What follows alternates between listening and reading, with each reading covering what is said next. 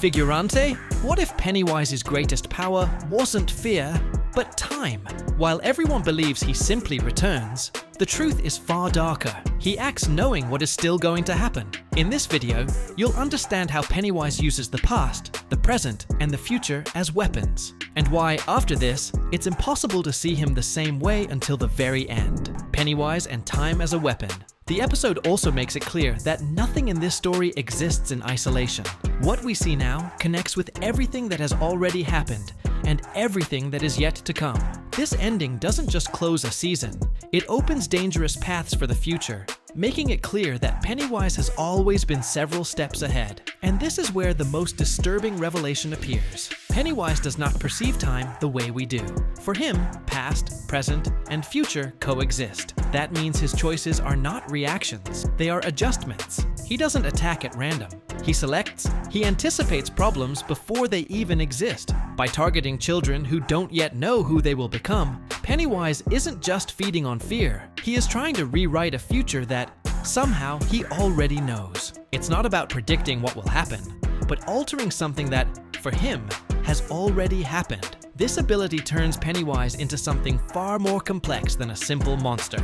As a cosmic entity, he has access to fragments of destiny, including deaths, choices, and consequences. Some of these visions have already come true, others were avoided. The future, in this universe, is not fixed, it's malleable. And Pennywise knows it. That's exactly why his true goal becomes clear: to change his own ending. If others manage to escape a fate that once seemed inevitable, why wouldn't he? Pennywise refuses to accept the idea of a definitive conclusion. He creates possibilities, tests paths, and manipulates time like someone rearranging a story to avoid the final page. And perhaps the most unsettling detail of all is this: for Pennywise, dying doesn't mean disappearing. The very idea of death sounds more like an interval than a full stop. This reinforces that he isn't just a physical body, but something that transcends form, time, and existence. In the end, what Welcome to Derry shows us is simple and terrifying at the same time. Pennywise was never just a villain who comes back. He is a presence that adapts, learns, and persists. And as long as there is a possibility of change, he will keep trying. The future of the Losers Club. In the episode, Pennywise does exactly what we've always warned he would do. He uses the future as a weapon. When he mentions the name Richard Tozier to Margaret, he isn't just provoking her, he's making it clear that he knows who that boy will become. The simple fact that Richard will be part of the future Losers Club already turns him into a preemptive threat, putting not only the child, but the entire family in his sights. The attempt to eliminate Margaret doesn't come from chance, but from Pennywise's cruel logic. If the problem doesn't exist yet, just prevent it from being born. This awareness of the future allows him to reveal details that shouldn't even be known yet, like records of children disappearing decades before they actually happen. For Pennywise, time isn't a line. It's a file that's already open. Margaret understands this far too quickly. She realizes that if Pennywise can see that far ahead, nothing stops him from striking even further back in time. And this realization opens the door to something unsettling. The story isn't just moving forward, it's digging deeper. What comes next isn't a simple continuation, but a dive into even older events, showing that Pennywise's trail stretches across entire generations.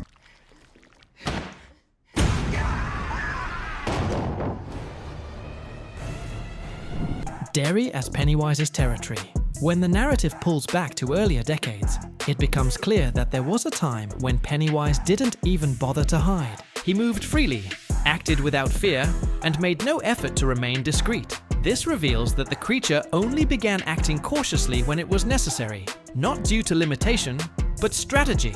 Some details make this even more evident. Even when certain events are attributed to human explanations, the clues always point to the same place. Pennywise was there. He was involved. He was in control. He doesn't just influence violence. Many times, he is the trigger.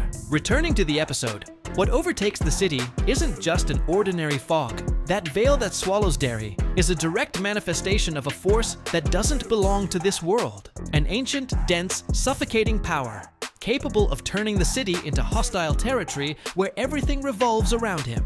This isn't a temporary attack. It's an occupation. Even when there are attempts to contain him, it becomes clear how fragile those limits are. What once functioned as a prison now has cracks, and Pennywise exploits this with terrifying intelligence. By spreading this fog, he doesn't invade Derry. He redefines Derry as an extension of himself. The most disturbing part is that, even in the face of absolute chaos, there are still human forces that choose to protect him. Not out of courage, but out of blindness. Children disappear, adults are eliminated, signs of control are blatant, and still, some insist on defending the indefensible. At this point, it's no longer about fear, but complicity. If you understood that Pennywise doesn't invade Derry, he owns Derry, comment Derry. The cycle of fear and the harvest. What if Pennywise were never contained? The answer is simple and terrifying. He wouldn't stop. The reason his actions always seem calculated lies right there. He doesn't destroy everything at once because he needs the cycle. Today's children are tomorrow's adults, and their children will be the next harvest. Nothing about Pennywise is impulsive. Even his shows are part of the plan. He blends terror with fascination, fear with curiosity. He doesn't just scare, he attracts. And when he reveals his deeper powers, he's not showing strength, he's exercising control. Just like in ancient stories where children are led without realizing the danger, Pennywise does the same, not by force, but by seduction. He calls, enchants, and guides. And the most frightening realization is that this isn't coincidence, it's method. In the end, the episode leaves a clear message. Pennywise isn't just more dangerous than we imagined. He's more patient, more strategic, and far more aware of his own game. And as long as time exists, he will keep playing. And if fear works in cycles, support does too. If you don't want to stay trapped in Pennywise's eternal game, break the cycle now. Subscribe to the channel. Here, we watch the horror from the outside. Hit the button, join the group that sees the game, before it starts all over again. Halloran, The Shining, and Pennywise's mind. One of the biggest highlights of the final episode is, without a doubt, the scenes involving Dick Halloran. And that's no coincidence. We've known for a long time that he's not an ordinary character. His ability, known as The Shining, grants him extremely rare telepathic powers, allowing him not only to sense presences, but to see what many would rather never see, the dead. Since souls tend to remain bound to the places where their lives ended, Halloran lives surrounded by voices and images that give him no peace. For someone unprepared, this would be unbearable. For someone trained, there are ways to control that flow. But when Pennywise begins to infiltrate someone's mind, no preparation seems enough. After this direct interference, Halloran loses his balance. The entities begin feeding on the energy of the Shining within him, and what was once a gift starts to become a burden. That's when one of the few forces capable of balancing this game comes into play, the ancestral power linked to Maturin. With the help of this essence, Halloran regains control, and, for the first time, we see someone truly confront Pennywise on a mental level. It's not a definitive victory, but it's something rare. Real resistance. Even so, it becomes clear that there are even greater forces observing all of this, warning of dangers that can't always be immediately understood. This same element had been used before to reveal Pennywise's origin and expand the perception of those who face him. Here, it fulfills its role once again, strengthening, expanding, and, for a brief moment, turning the tables. Pennywise, who sees himself as absolute, didn't expect to be cornered inside his own mind. Even positioning himself as a superior entity, he's forced to experience something unusual: vulnerability. Being confronted this way doesn't destroy Pennywise, but it disrupts his plans. And for someone who acts with millimetric precision, any delay is already a significant failure. This proves that, despite his nearly limitless power, Pennywise still depends on a cycle. He needs to feed, rebuild himself, and wait for the right moment. In the end, his physical form is once again undone, and he returns to the purest state of his existence, not as defeat, but as reset. This detail helps us understand something important. In the stories we see later on, Pennywise doesn't appear as dominant as he does here, precisely because he's still recovering. What we see in Welcome to Derry is the peak of his power. Another unsettling point emerges from this mental connection. If Halloran had access to the memories of the body Pennywise uses, that confirms something disturbing. Pennywise doesn't just assume forms, he fully appropriates them.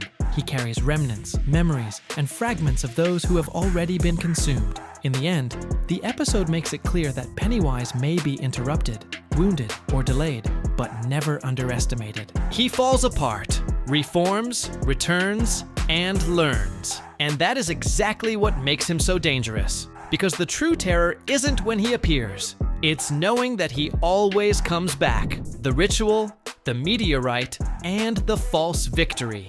One of the most interesting obstacles in the final episode involves the meteorite fragment. Because it carries an origin directly linked to external forces, it becomes anything but obedient. Instead of helping contain Pennywise, the object resists. It doesn't cooperate. It acts almost as if it has a will of its own, preventing the barrier from being completed as planned. The reason for this is simple and disturbing. These fragments are not neutral. They carry traces of Pennywise's own power. And the more the confrontation advances, the more this energy intensifies. In the end, the glow no longer comes only from symbols or inscriptions. The entire stone emanates force, as if it were alive.